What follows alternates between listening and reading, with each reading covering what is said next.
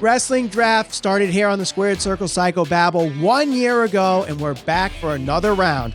My name's Michael Valenti. This is Ralph Valenti. For news, reviews, and conversations on everything pro wrestling, subscribe and hit that bell for notifications. A lot of free agents coming out of WWE, so we've got another round here. So we'll start this off with Luke Harper, who currently is a free agent after being released in November. His 90-day no-compete clause ends on March 8th. Does he go to AEW? Does he go somewhere else? What do you think? Well, I do think he's going to end up in AEW. There's a few reasons for that. One, I do think that Marty Scurll inevitably is going to end up in AEW as well.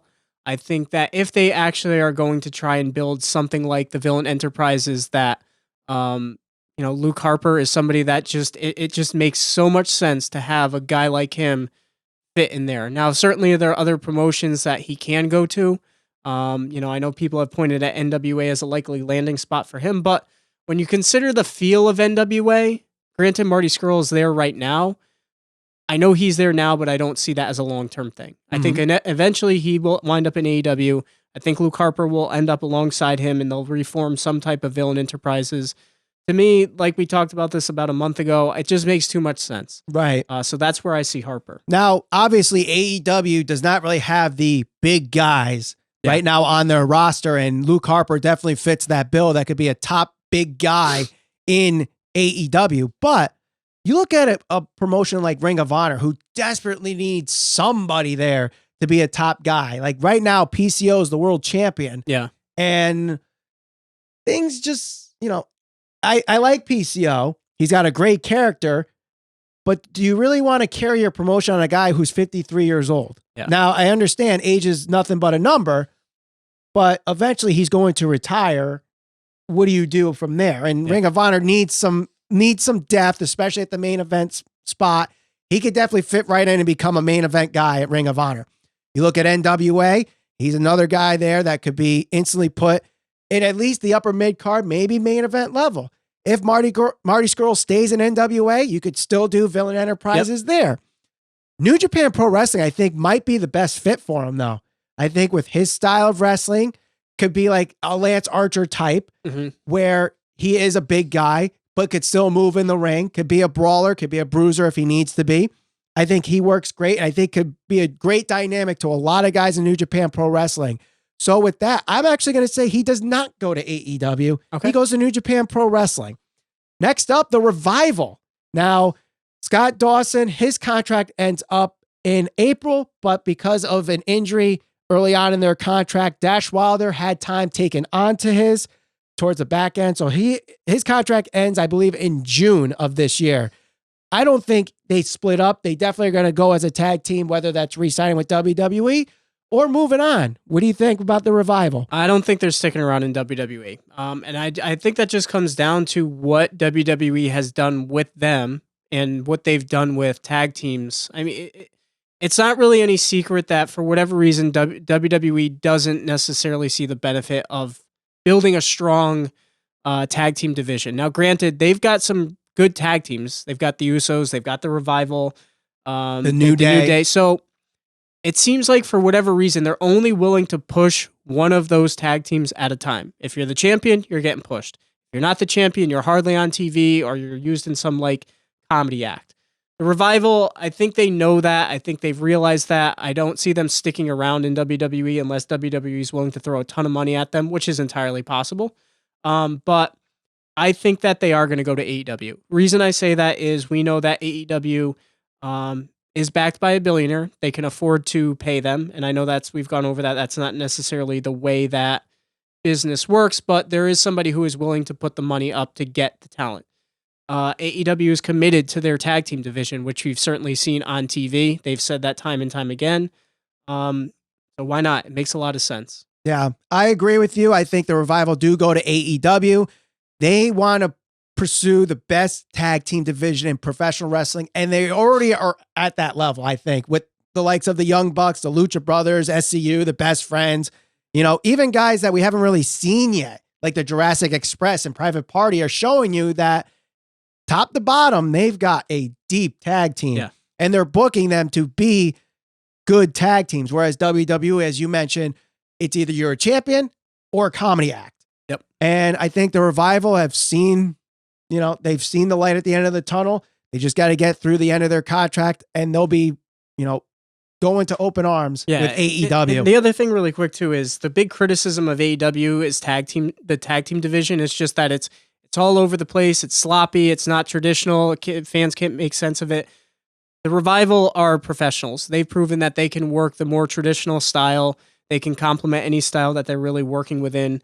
So that's one of the reasons I think that they will make a big bid, even if it means they have to outbid the WWE to a certain extent to get that talent. Yep. Which will be difficult because WWE certainly has a lot of money in deep pockets. But I think that they do end up in AEW. Now, one thing we do need to take into consideration is that the Revival are good friends with Randy Orton. Yeah. And Randy Orton kind of used these tactics to get a bigger contract from WWE. Maybe this is all just obviously the Revival on social media have been teasing going to AEW when their contract runs out. Maybe it's just a ploy to get a better contract from WWE and they stay there. But hopefully that's not the case. They move on to go to AEW. Next up, Rey Mysterio. So his contract has an opt-out clause after WrestleMania, but if he opts in, his contract ends in October of 2020. He's got this thing with Dominic where he might want to stay to help pass the mask on to him. Mm-hmm. He'll be able to do that in WWE, not AEW. I don't really see a reason why he would move on to AEW. I know Cody wants him, but for reasons, I'm saying Rey Mysterio stays in WWE. And usually whenever these things happen, if you're towards the end of your contract like Matt Hardy is, which we'll get to him, when or if you're reluctant to sign, we know that WWE is going to try to bury you on TV, or at least they've done that with people in the past. Mm-hmm. For the most part, Rey Mysterio has been booked pretty well. I mean, granted, he dropped the title to Andrade, but I don't think anybody's going to see that as a negative. Mm-hmm. He had the championship. He just wrestled Brock in not a main event, but he wrestled for the title. They are kind of pushing him fairly well on Raw, and he's one of the focal points of the show. So I don't think he's going anywhere. I don't think he has anything left to prove within the industry. He's getting older. Dominic, he's going to look out for him. Right now, WWE is still the biggest promotion in the world. So why would he jeopardize his son's career by going to another promotion right now? I don't see that. So I think he sticks with WWE. Yeah. Moving on, Jeff Hardy. Now, the Hardy Boys were part of that big return at WrestleMania 33, and their contract ends roughly after WrestleMania 36. Yep. Now, there's debating reports that have been going on as to when the contract actually ends between both Jeff and Matt Hardy. Jeff Hardy's, I believe, has gotten time tacked on because of, his injuries and his current situation right now. I personally think he needs to stay in WWE. I think, WWE does a great job when a wrestler in need for substance abuse or whatever, they do what they can to help that wrestler out. Yeah. Jeff Hardy definitely needs to be there. And when he comes back, he's going to be pushed like a main eventer. I definitely think, or he definitely does get pushed as a main eventer as opposed to his brother. So I think he stays in WWE. All right, I'm going to talk about the both of them together just because we are going to get to Matt. I think that they leave. I'm leaning towards AEW because I feel like, again, going back to what they're committed to, trying to promote the tag team division as like a focal point, I think that they really need reliable tag teams that are going to work a more traditional style. When you talk about the Hardys, you're talking about one of the best tag teams of all time. Nobody would probably argue that. So I think that by adding the Revival, by adding the Hardys, that just bolsters the roster even more. I don't think Matt Hardy... We've seen Matt Hardy try to do the Woken gimmick in WWE. It was mixed reaction. I think some people just didn't get it. I think that would work much better with an audience like the AEW fan base. And for everything he's been saying on Twitter, he's certainly making it seem like he's going to leave. Now, that could also be, again, contract tactics, trying to get a bigger contract. But I think that both of them leave. Where one goes, both of them will go together. And I think that's AEW. One thing that Matt Hardy thrives on is the ability to create his character when he's given creative freedom. Mm-hmm. He's gotten some level of creative freedom in WWE, but not the level that he had in Impact Wrestling. Yep. You see on his YouTube channel, the Free to Delete series, the you don't understand what it's like to be Matt Hardy thing. He just knows how to create characters. And the way WWE works, it just doesn't work for him. Yeah. I definitely see Matt Hardy leaving. Yep. 100% leaving. I think personally he needs to separate himself from Jeff Hardy. And I say that he goes to AEW or maybe even go back to Impact Wrestling. That could be a possible landing spot. That's where the broken character was made. That's where the broken character really got super, super popular. And the fact that while there was a lawsuit in place, they kind of did play ball with him in the best way possible. Yeah. So that really there wasn't a huge damaging part of their relationship. And I think where Impact Wrestling is now, he could definitely fit in there. Mm-hmm. He could definitely fit in there. So I say it's either going to be AEW or Impact Wrestling he goes to. Next up is Ryback. Now, Ryback's not under contract anywhere, but he stopped wrestling due to injuries. He's still recuperating from those injuries and surgeries, but he has gone on record and saying that he can have a meeting with WWE as soon as he makes a call. He can make a call to Cody Rhodes as soon as possible. He had recently had a picture on Twitter with Cody Rhodes. Is this all pointing that he goes to AEW? I don't think so. The reason I think that is because he's talked about on his podcast specifically multiple times now saying that him and Stu Bennett have been in contact with each other and talked a lot about coming back as like a tag team or something like that, or trying to, talking about going to different promotions. Now, AEW is obviously the one that comes up the most because right now in terms of, WWE, AEW, AEW is probably the second biggest promotion in the United States.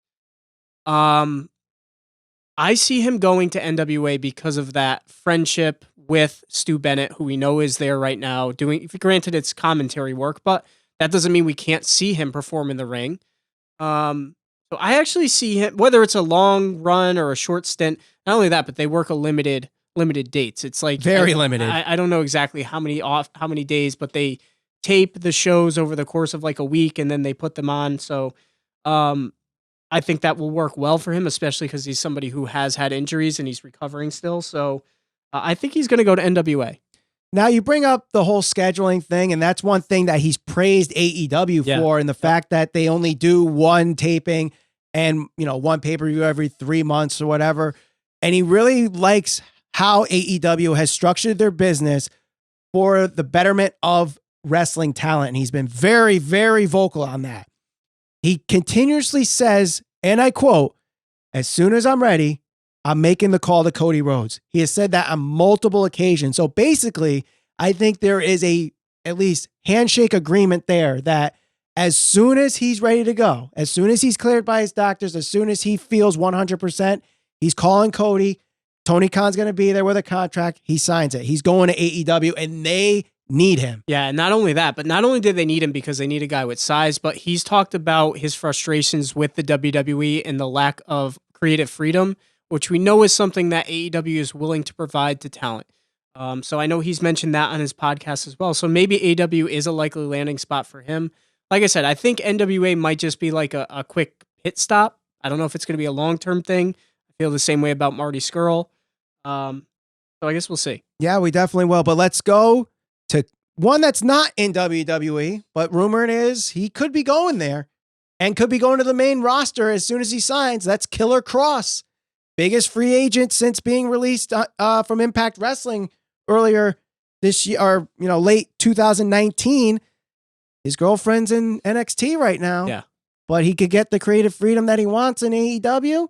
He's teased that he wants to go to. He's actually has a date with MLW. He's teased having opponents in New Japan Pro Wrestling. Where's he going? So long term, I think he ends up signing with NXT. I don't think he's going to go right to the main card. And the reason I say that is this. I think that when you look at the fan base of AEW, when you look at the fan base of NXT, they're the smarter of the fan base. Like, they're going to know who Killer Kross is. They knew who Matt Riddle was when he showed up at TakeOver. They knew who Keith Lee was when he showed up at, whenever he ended up showing up. They get who those guys are. They get their characters and all of that stuff. If he were to debut on Raw, they'd really be trying to expose him to the masses, which we've seen that happen before. It used to work back in the day with guys like Brock Lesnar. It doesn't really work nowadays because fans are so quick to shit on things. And, especially with the WWE live crowd, trying to get them to pop for anything. I mean, you could go out there and have a great 5-star match. They're just not going to pop. And I think that would hurt him. You brought up Scarlett Bordeaux. I was going to talk about her. I think that he's a character that Triple H would really like to promote. He's been able to do a lot with guys, whether it's been Matt Riddle, any of those guys that he's brought into NXT. He's done a lot with their characters. I see Killer Kross going to NXT. All right. Yeah. So there's a lot of free agents that are going to be a part of the free agency. A lot of them coming from Ring of Honor. We talked about them already. You could click the thumbnail on the screen right now. Click the logo to subscribe for news, reviews, and conversations on everything pro wrestling. Share this all over social media. We're on Facebook, Instagram, and Twitter at SCPV Podcast. And we'll see you on the next episode of the Squared Circle Psycho Babble.